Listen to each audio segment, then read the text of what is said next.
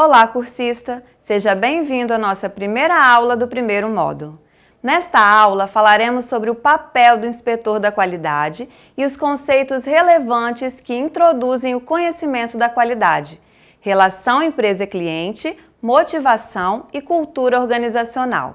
Mas quem é o inspetor da qualidade? O inspetor da qualidade é o profissional responsável por conduzir o sistema de gestão de qualidade das empresas, fazendo o controle dos processos, com o objetivo de garantir que os procedimentos estejam conformes aos padrões estabelecidos. Dentre as diversas atribuições do inspetor da qualidade, podemos destacar a emissão de relatórios de inspeção de campo, a leitura e interpretação de projetos e procedimentos de execução de serviços, a inspeção de recebimento de materiais críticos e armazenamento em campo, a implantação e utilização das medidas de proteção coletivas necessárias e a garantia da aplicação das normas e procedimentos do Sistema de Gestão de QSMS, Qualidade, Segurança, Meio Ambiente e Saúde. O inspetor de controle da qualidade, por ser o profissional responsável por fazer o controle de processos,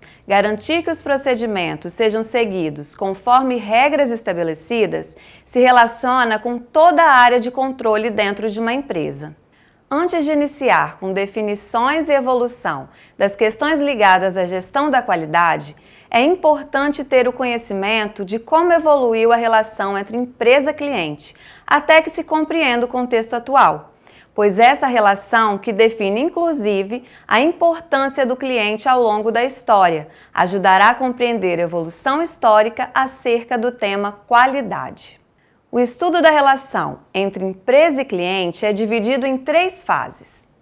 O cliente feudal, ou cliente na Idade Média.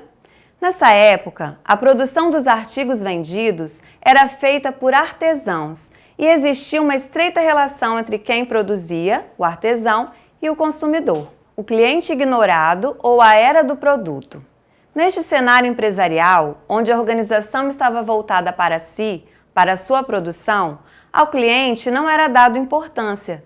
O consumidor não ditava regras e tinha que aceitar os produtos tal como eram fabricados. O reencontro ou a era do cliente. Uma série de fatores políticos, econômicos e sociais contribuiu para a consolidação de uma mudança radical no comportamento do consumidor.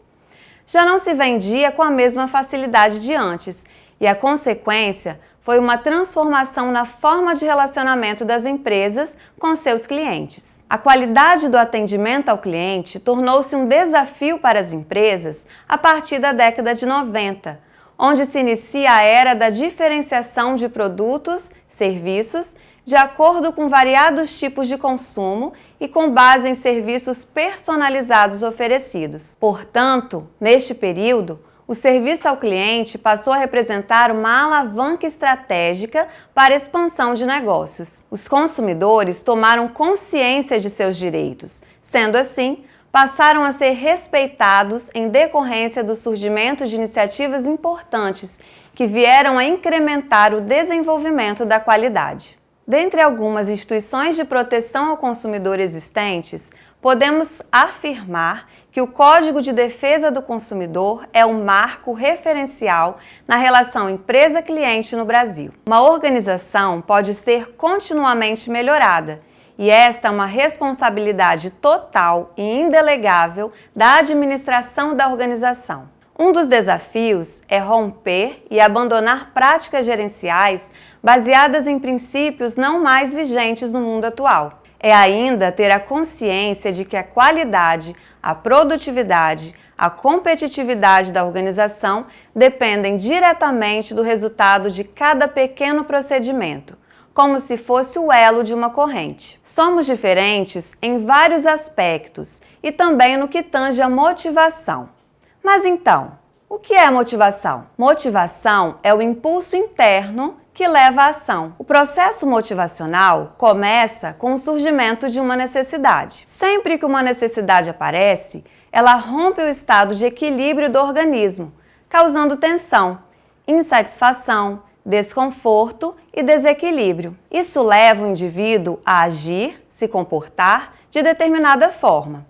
Se o comportamento for eficaz, o indivíduo encontrará a satisfação da necessidade desse modo, a descarga da tensão provocada por ela.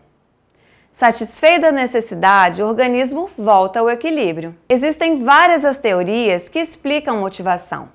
Para melhor entender, assista agora ao vídeo e entenda a teoria da hierarquia das necessidades humanas de Maslow.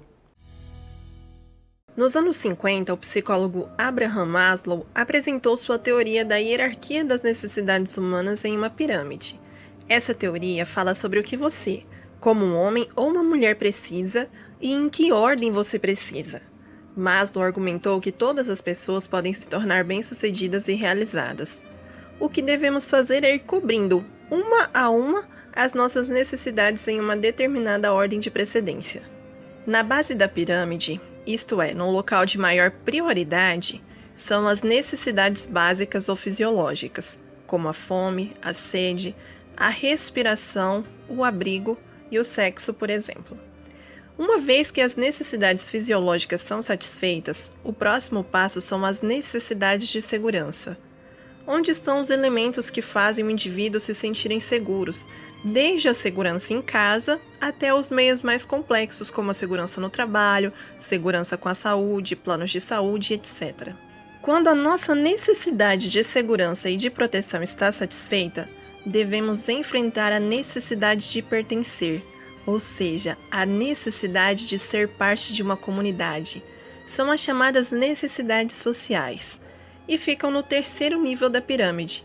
Neste grupo estão as necessidades de se sentir parte de um grupo social, como ter amigos, construir família, receber carinho e etc. O penúltimo passo da pirâmide de Maslow é a necessidade de estima, que agrupa duas principais necessidades: a necessidade de reconhecer as próprias capacidades e a de ser reconhecido por outras pessoas devido à capacidade de adequação do indivíduo. Ou seja, é a necessidade que uma pessoa tem de se orgulhar de si mesma, sentir a admiração e orgulho de outros indivíduos, ser respeitada por si e pelos outros, entre outras características que envolvam o poder, o reconhecimento e o orgulho, por exemplo. E finalmente, no topo da pirâmide, é preciso autorrealização. Se chegamos aqui, vamos tentar cobrir a nossa curiosidade mais importante, obter respostas mais profundas. Nessa fase são os nossos valores, a nossa busca pelo sentido da vida e nossa paz interior. É quando o indivíduo consegue aproveitar todo o potencial de si próprio, com o autocontrole de suas ações. No contexto profissional e de motivação do trabalho, a pirâmide de Maslow é aplicada da seguinte forma. Na base estão as necessidades de horários flexíveis, descanso físico e mental. No segundo nível, a necessidade de segurança no trabalho, bom salário e garantias de estabilidade. No terceiro nível, aparece a necessidade de construir amizades e boas relações com os chefes no ambiente de trabalho. No quarto nível, é preciso manter um feedback com a empresa, ser reconhecido pelos resultados que apresenta, receber promoções e aumentos de salários ao longo da carreira. E, finalmente, no topo, estão as influências nas decisões, ter autonomia no trabalho. E para finalizar, uma frase clássica de Maslow. Se você planeja ser qualquer coisa menos do que o que você é capaz de ser, você vai ser infeliz todos os dias da sua vida. E eu espero que vocês tenham gostado e até o próximo vídeo do canal. Gostou do vídeo? Por esta razão, entendemos a importância de considerar a motivação no estudo da qualidade, pois são as pessoas motivadas que veem sentido em consolidar a busca pela excelência em qualidade. Outro ponto relevante para o entendimento da qualidade nas organizações é a cultura organizacional. Você sabe o que é cultura organizacional? Assista o vídeo a seguir. Você sabe o que é cultura organizacional e por que ela é importante para o seu negócio? Cultura tem a ver com o que é valorizado ou ao menos tolerado no ambiente de uma empresa. É o sinal que as pessoas leem para entender o que elas precisam fazer para serem aceitas, recompensadas e valorizadas. Tem um guru na área que chama Edgar Schein e ele traz uma definição de que a cultura é a soma de todas as certezas compartilhadas e tidas como correta durante um período de tempo. Ela influencia o modo de pensar, de sentir e de agir das pessoas e dá significado e previsibilidade para o dia a dia. Por que é tão importante falar de cultura e principalmente gerenciar a cultura organizacional? Vou dar um exemplo prático para que você consiga entender melhor. Vamos imaginar uma indústria que está sofrendo grandes pressões no mercado, grandes ameaças das startups, como o segmento financeiro. Uma empresa tradicional, como um banco, por exemplo, precisa garantir que ela se mantenha atualizada, que ela consiga inovar, e para isso é preciso que as pessoas trabalhem de forma multidisciplinar, tenham agilidade e possam expressar a sua opinião. Mas como isso pode ser possível se essa empresa tem, por exemplo, uma hierarquia muito forte? Ou seja, quem dá a última palavra é a pessoa do cargo mais alto.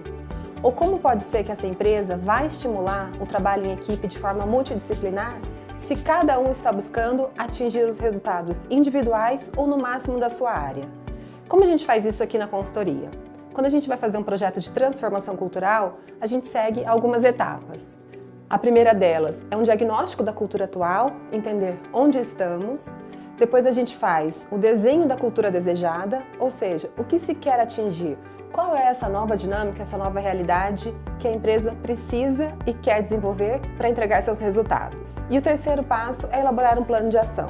Ou seja, neste momento, nós retomamos o diagnóstico para entender a situação atual e qual é o gap que a gente precisa desenvolver para chegar na situação desejada. Em alguns clientes, a gente ainda faz uma quarta etapa, que é acompanhar esse plano de ação. Porque para você conseguir transformar uma cultura, você vai precisar de um tempo. Por isso que a gente fala que cultura é uma jornada e ela vai demandar preparo da liderança, disposição, muito investimento em treinamento, desenvolvimento e muita consistência. Mas eu tenho certeza que o resultado é muito gratificante. Quer saber mais sobre cultura? Então acesse o nosso blog ou a minha página no LinkedIn para ler alguns artigos do tema.